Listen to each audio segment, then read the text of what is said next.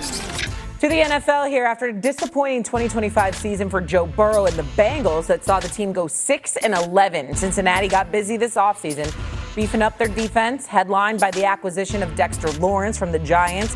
The additions haven't just excited the fan base, as Burrow is now feeling confident as well. I think this is the most talented roster that we've had since I've been here. I'm pretty close to Bengals franchise touchdown record. I think I'm like 50 or something away, so that'd be nice to break this year. You always want to be MVP of the league, Super Bowl MVP, win a Super Bowl, all those things. Joe Burrow listing off his goals for this season, says he feels like he has the most talented roster. Stephen A., do you think Burrow and the Bengals can get back to the Super Bowl? I wouldn't go that far because I don't believe in their defense. I got to see it to believe it. I know they drafted an edge rusher out of Texas A&M with the 41st overall, number 41 overall pick. I know they acquired Dexter Lawrence from the Giants and gave away the 10th pick in the draft to do that. So you expect them to be able to get to the quarterback, losing Trey Hendrickson, but picking up those two dudes. You do expect them to be better at getting to the quarterback. I don't know if it addresses their offensive line, though, which is a problem because they were the 28th ranked offensive line in the National Football League last season. We know they have a problem protecting Joe Burrow, and if you don't protect the franchise, you know what, you ain't going anywhere. And we know how injury-prone he's been due to lack of protection. And since 2020, Wilbon, I believe it is, I think he's like the fourth most sacked quarterback. He's been sacked about 213 times. He's been slaughtered.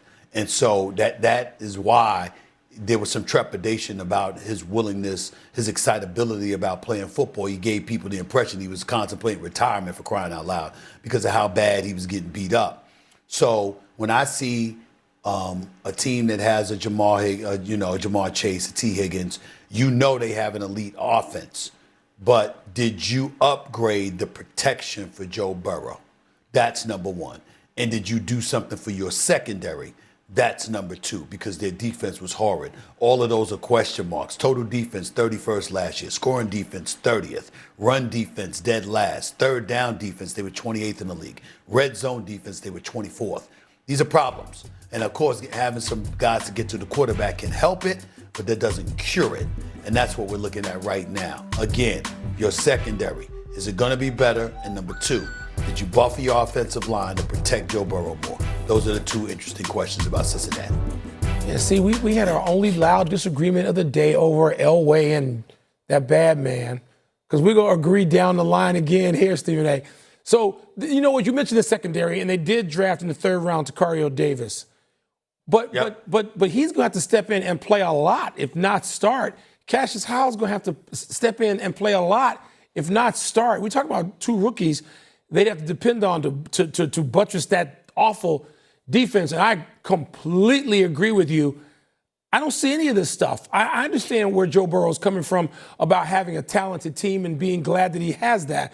And when you have Jamar Chase and T. Higgins to throw to, yes, they can break all kinds of scoring records in Cincinnati. They can throw all kinds of touchdown passes. It doesn't mean they're even going to be as good as, and I don't have them being better than Baltimore in their own division. So could they be a second place? Could they fight it out with Baltimore in their own division? Sure, of course they could.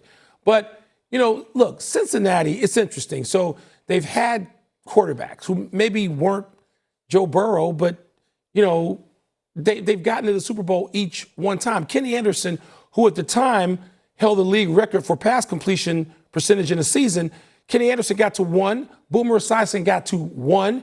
Joe Burrow's been to 1. I'm not about to turn Joe Burrow and the Cincinnati Bengals into the 49ers.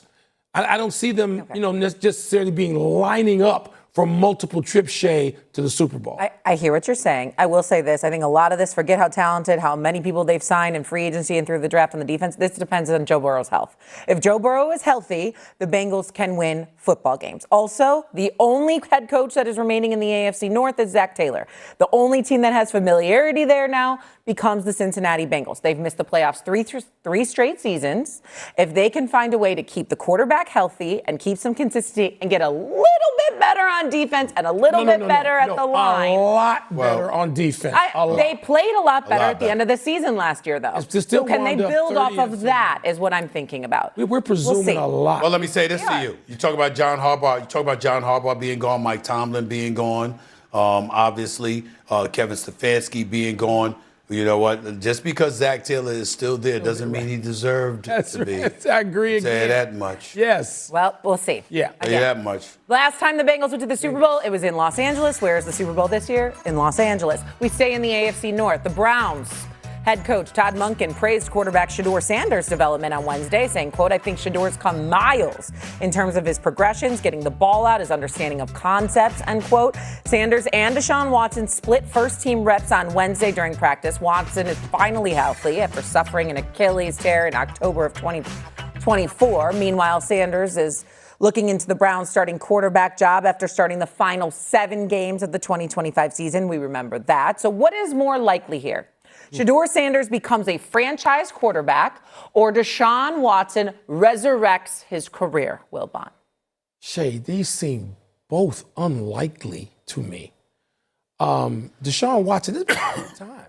It's been, like 6 years since Deshaun Watson was a factor on a football field? There's so many things that go into the question about Deshaun Watson. Have the skills eroded, the skills that we once saw that made him comparable to Patrick Mahomes? It seems like you shouldn't even speak that sentence. Does he have any of that left in him physically, right? Not playing and going through all the controversy that he's been involved in, that he brought to himself in his own life. Can he get through that? Will people let him? Will the community of Northeast Ohio accept him as a starting quarterback? There are all kinds of things that don't have anything to do with football, and then there's football. I don't know enough about Shedeur Sanders to know if he can play yet. And I'm not accepting Todd Monken's just word for it.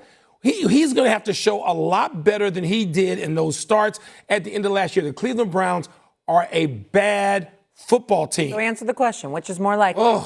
You're skating. I want it to be Shedeur.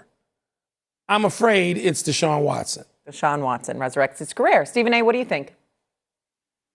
I think it's Deshaun Watson. It's not to say I don't believe in Shedeur. But he's got a long way to go, and we wish him nothing but the best. With Deshaun Watson, there is something to be said about the fact that you once did it at a high level. There was a time where we talked about Patrick Mahomes, and then after that, Deshaun Watson's name was coming up because he looked that elite in Houston. And we understand that. We haven't seen that since. In his 4 years in Cleveland, he's only played about 19 games. 19 of the 68 games. You know, he's only played about 19 games in 4 years.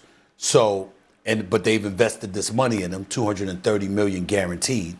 And so because of that, you have to look at it from that standpoint and say, okay, this is what they're doing, this is how they're doing it, this is where they're going. And you got to live with that. My mentality is that with all of that being said, in the end, it still comes down to what's he going to bring to the table. And, you know, they're going to give him every opportunity because they want to justify the dollars that they've invested in him.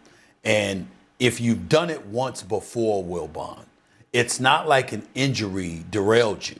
Like his game, the disappearance of his game, of the productive manner in which he used to play, that wasn't due to injuries. No. That was due to other stuff.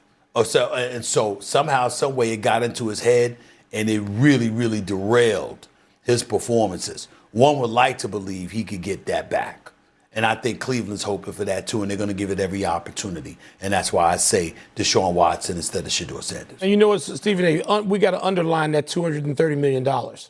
We know in every sport, management, particularly people who made certain big controversial decisions, they have to want to see those decisions justified. Do you guys understand, though? While I agree with the Shedeur Sanders, we don't know enough about him yet. We don't know much. It would be kind of a sports miracle to see Deshaun Watson resurrect his career. He's ruptured his Achilles not once, but twice, in addition to having issues with his shoulder and his leg. who comes back from that and can resurrect? He hasn't played 10 games, Stephen A., as you said, since 2020. Like, this would be something we've never seen before if he can. But there are times, Shay, we know about those injuries, and I didn't mean to imply that he had never been injured because we're fully aware of those injuries. I'm saying even before those injuries, he was looking like trash. He really was looking bad. And Stephen A. speaks to that's what shocked component. all of us. Yeah. Yeah. There's an emotional component here with Deshaun Watson, and it's to see somebody regain it after that many years, particularly in that sport. You're right, Shay. It's hard to come up with examples of that. I can't think of one. Yet, you both think that is more likely. But we will see what happens here with the Browns. I'm sure this is not the last time we will discuss the Browns quarterback situation. Coming up here.